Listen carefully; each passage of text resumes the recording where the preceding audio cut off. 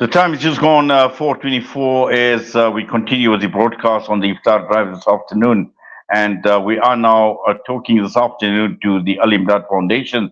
We're joined by Abid Karim, and he is the HD for the local projects as well. But I believe he is in Dar es Salaam at this point in time. Brother Abid, Assalamu alaikum wa rahmatullahi wa barakatuh. Ramadan Kareem to you. Jazakallah khairan so much for your time. Wa alaikum salam wa rahmatullahi wa barakatuh to you and the listeners. Alhamdulillah. Yes, I know you're out of the country, but there's just so much taking place in South Africa at this point in time.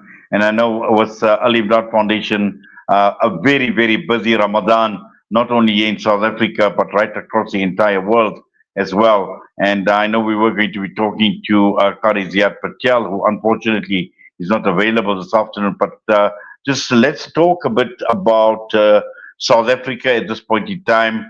And once again, the floods in KwaZulu Natal. And I know, every time there's a flood, it seems that there is only one person we talk to, and that's yourself, Brother Ahmed. Assalamu alaikum again. And rightfully said that in terms of the floods in KwaZulu Natal, right now, as I talked to you yesterday, there was a level 7 or 6 warning that was given out for KwaZulu Natal, and an emergency meeting was taking place with regards to the state of readiness. But let me take the listeners back to about 3 weeks ago. If we remember Lemontville, we had heavy downpours in Durban, and we had lost about 6 persons, and our condolences go out to those families who have lost their beloved ones. From then to now, just to give an update and a view of to the listeners, that many of those families from Lemonville have now been moved away to a hall in Chatsworth, and they are being rehoused at a what they call building that the Department of Disaster Management has located. And also Al Imdaad Foundation's search and rescue. We have a search and rescue team now that was assisting SAP's K9 unit and assisting the search and rescue teams of eThekwini to find the one more child that had also drowned.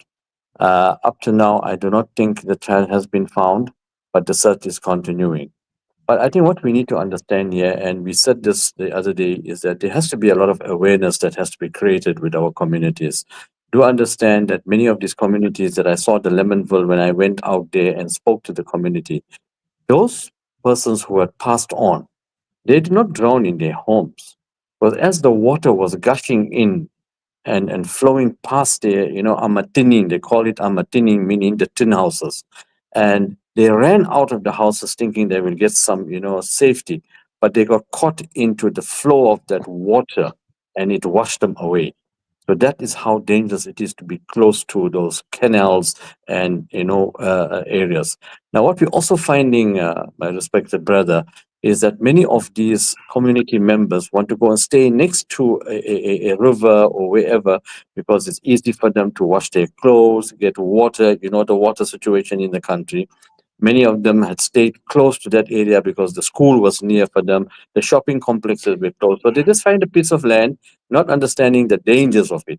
But what is also very heartening to know, and the decisive action that was taken by the KwaZulu MEC, Mr. Buthelezi, is that they moved all of them, and human settlements, of course, had moved all of them out and said they were now going to be moving all those tin houses out and finding land for them and finding homes for these victims. How soon, when it's going to be, that's a question that me and you cannot answer. But they are not going to be allowed to go back. As I talk to you now, today we had a call from the office of the premier. There is rains that are falling in around KwaZulu Natal, and more specifically in the Durban area. Many homes have been washed around and washed away and so forth, and they are going out to go and visit these homes. So this seems to be a continuous rain, in our province. And according to the Weather Bureau, from what we were listening to in the meetings, the weather is not going to change very soon because it's going to continue with rains, and we need to be in preparedness. This is very important. All homes, whether you're in the rural area, whether you are in the city or in a suburb. I've just seen a situation where a Musalli had parked his car and I saw it on the WhatsApp just that was sent to me. And he parked his car off, and the whole boundary wall fell onto his car. That's the amount of rain that is falling in the Durban area. And an innocent person parking his car, the whole boundary, fence, and the wall fell on him. So this way, the Al Imdaad Foundation, alhamdulillah, is responding and trying our best to see how best we can fill the gap and assist where we can. The area is too big. It was also in Newcastle last week. We had rains in Newcastle. They were flooding in the central of Newcastle, and alhamdulillah, our teams also, responded to Newcastle and many, many other areas of KwaZulu-Natal with other NGOs working on the ground. Yes, and obviously, I know you have your hands very, very full. Obviously, dealing with these things like disaster relief, which is a priority as well. But today, everything seems to be a priority, and I'm sure that even with the Ramadan initiatives of Al Imdaad Foundation, both locally and right across the entire world, it's a very, very busy period, Brother Abid. Alhamdulillah, yes. And in the month of Ramadan, people's hearts are open. The community want to give out and share their charities with those who are less fortunate and whose haq it is more specifically in terms of their zakat and so forth. So the Al Imdaad Foundation is doing the distribution of food parcels internationally in the different countries, as we have seen on the different, posts that we have seen. Locally in South Africa, we are doing distributions in every town wherever is possible, and assisting communities with the local jamaat, with the local people, and so forth. Not forgetting some of the rural maktabs and madrasas, etc., that distributions are taking place. So, Alhamdulillah, the work is continuing in terms of servicing our communities who are in need in this blessed month of Ramadan, and not only in Ramadan, always, but more emphasis, more efforts are made now because this is the time to really get in the blessings of our sawab and giving out our charities, Alhamdulillah. So internationally, work is continuing in Niger and all the other areas of the world, Kenya, so forth, Somalia, and all the areas. And of course, not forgetting back home that the work is also continuing in the distribution of whatever is needed to our communities. Yes, Brother Abid, and just for people wanting to donate, and I know that there's still plenty of opportunity to reap these rewards in this beautiful and blessed month of Ramadan. We're just almost halfway there in this month of Ramadan, but still a lot of opportunity for people to take full benefit.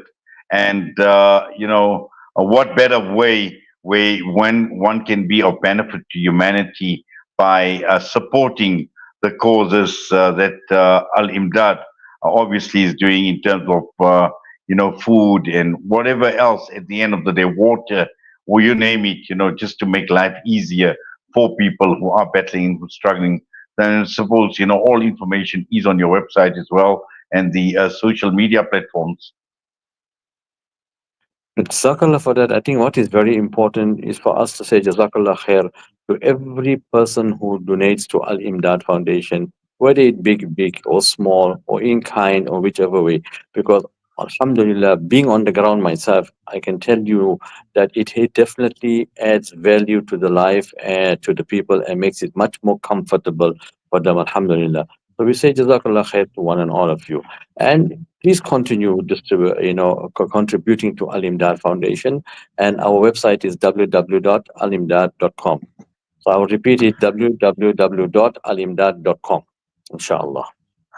Perfect. Jazakallah khairan so much for that, Brother Abid, and also for your time with us this afternoon right here on Salam Media. Allah accept your efforts. Allah accept the efforts of everybody associated with the Al Imdaad Foundation, inshallah. And we wish you and everybody else our very best for the remainder of the month of Ramadan, inshallah. My brother, I will also like to say Jazakallah khair to Salam Media for always giving us an opportunity to highlight, to bring to the public as to what are the efforts that the Al Imdaad Foundation is doing. May Allah Ta'ala grow you from strength to strength and grant you barakah in whatever you'll do and accept all your efforts and khidmat for the deen and bless you all always. Jazakallah khair.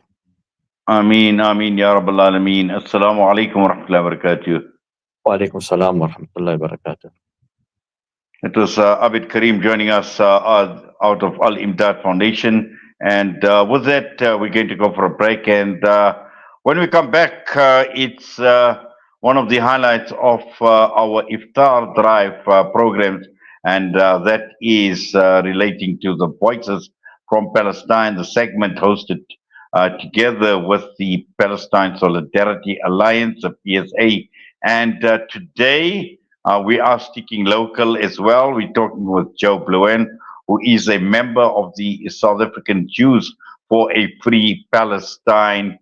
She'll be joining us, and again, highlighting some of the issues, more importantly, looking at the progressive Jewish communities in South Africa and how they can actually unite and fight for the rights of Palestinians as well. So when we come back after this break, it is Joe Bluen, and that is courtesy of our partners for Voices from Palestine, the PSA.